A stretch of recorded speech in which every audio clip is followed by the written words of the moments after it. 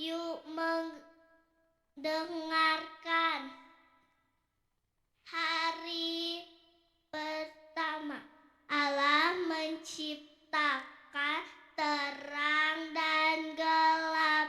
Hari kedua, Allah menciptakan cakrawala.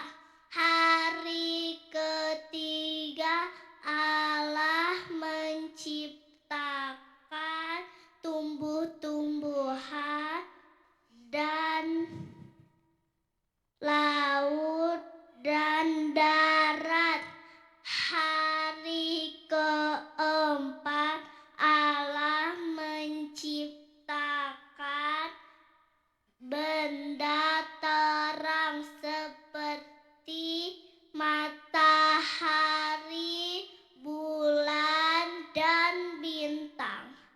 Hari kelima, Allah menciptakan ikan di laut dan burung di udara. Hari keenam, Allah menciptakan hewan darat dan manusia. Hari ketujuh, Allah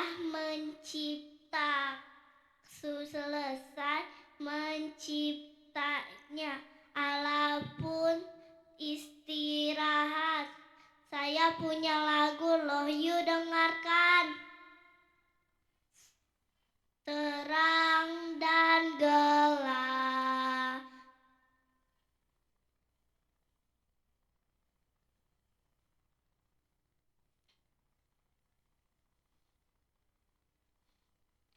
Siang